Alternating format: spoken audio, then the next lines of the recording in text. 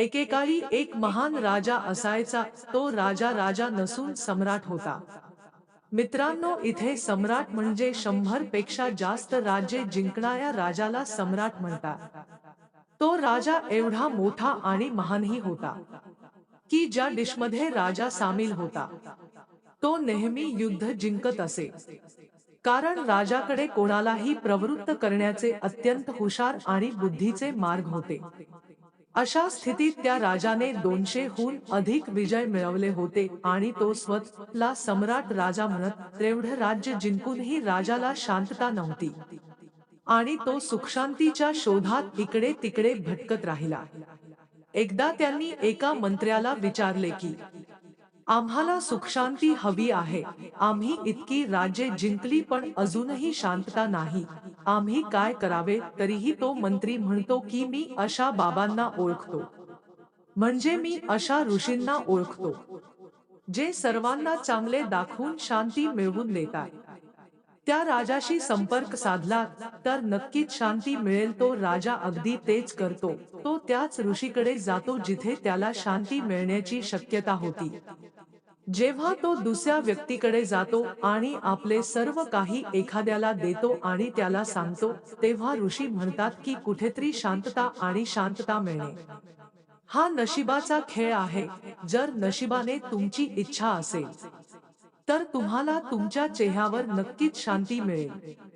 कारण देण्याने शांती किंवा शांती कोणालाही कठीण आहे किंवा निसर्गाच्या नियमानुसार कोणीही कोणालाही शांती देऊ शकत नाही. त्यानंतर राजा त्याला अनेक विनंत्या करतो की त्याने कोणतीही संपत्ती किंवा कितीही रक्कम घ्या, पण त्याबदल्यात त्याला शांतता द्यावी. म्हणूनच ऋषी अजूनही सहमत नाहीत आणि म्हणतात की प्रत्येकाच्या नशिबात हे लिहिलेले आहे की ते जे काही कर्म करतील तेच फळ त्यांना मिळेल. कारण या प्रकारचे कायदे या जगात अजूनही कार्यरत आहेत. ती नेहमीच तिची दयाळू नजर जमिनीवर ठेवते. म्हणूनच आज आपण शांततेचे जीवन जगत आहोत. आपण कधीही कोणाला शांतीचे जीवन देऊ नये. अशी देवाची इच्छा असेल तर कोणी कितीही प्रयत्न केला तरी त्याला शांती मिळणार नाही. कारण जर तुम्हाला शांती मिळाली तर हा नशिबाचा खेळ आहे आणि नशिबावर विश्वास ठेवणाऱ्यांनाच हे समजेल की नशीब देवाने दिलेले आहे आणि वरील कार्याशिवाय कोणतीही पृथ्वीवरील व्यक्ती ईश्वराशी संबंधित कोणतेही कार्य करू शकत नाही. तो राजा त्या ऋषीपासून निराश होऊन आपल्या घरी जातो, म्हणजेच आपल्या महालात जातो. मग तो सर्व मंत्री आणि सेवकांना तिथे बोलावतो आणि विचारतो की तुम्ही तुमच्या आयुष्यात सुखी आणि शांत आहात का? तुम्ही सुद्धा? सर्व सेवक आणि सर्व मंत्री एक एक करून उत्तर देतात. सेवक म्हणतात, हो, मी इथून घरी गेल्यावर खाऊन पिऊन शांत झोपतो. तेव्हा राजा पुन्हा आपल्या मंत्र्याला विचारतो की तू शांतपणे झोपतोस का? सर्व मंत्रीही म्हणतात की हो, तो मला अनेक वेळा काम करायला लावेल. पण मी इतका थकतो की घरी जाताच जेवता झोपायला लागते. आणि कितीतरी वेळा जेवता असाच झोपायचो. त्या राजाने आपल्या राज्यात अशी काय घोषणा केली होती की जो कोणी राजाला शांततेच्या जीवनाबद्दल सांगेल त्याला राजा खूप मोठे बक्षीस देईल. या प्रकारात अनेक सैनिक, आध्यात्मिक कृषी गुरु आणि अनेक प्रकारचे भिकारी देखील सहभागी झाले होते. पण खरी शांतता आणि शांतता कोणीही देऊ शकले नाही.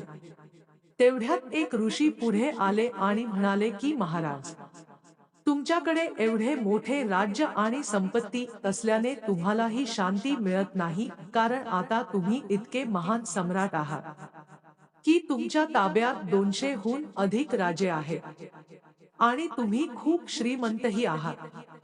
आता जेव्हा तुम्ही जेवल्यानंतर झोपायला जाल तेव्हा तुमच्या कोणत्या राज्यात काय चालले आहे आणि कोणत्या राज्यात काय घडत नाही याची काळजी तुम्हाला सतावत असेल.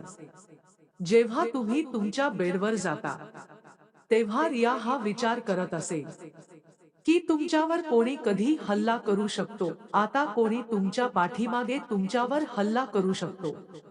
आता कोणीतरी त्याच्या स्वार्थापोटी तुमच्या पाठीमागे तुमच्यावर हल्ला करू शकतो. या सर्व कारणांमुळे तुम्ही शांतपणे झोपू शकत नाही.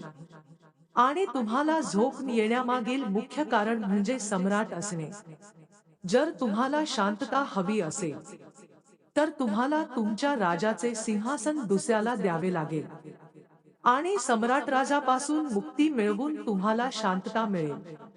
पण त्यातही एक अट आहे, जर तुम्ही या गतीने निघून गेलात, तर तुम्ही हे राज्य सोडून दुसरीकडे कुठेतरी जंगलात जीवन व्यतीत कराल. जोपर्यंत तुमचा या राज्याशी आणि सिंहासनाशी कोणत्याही प्रकारचा संबंध आहे, तोपर्यंत तुम्हाला कोणाकडून तरी समस्या नक्कीच ऐकायला मिळतील. आणि तुम्ही नेहमी समस्या स्वतः सोडवताना आणि काळजी करताना दिसतील. राजा दुसऱ्या दिवशी तेच करतो.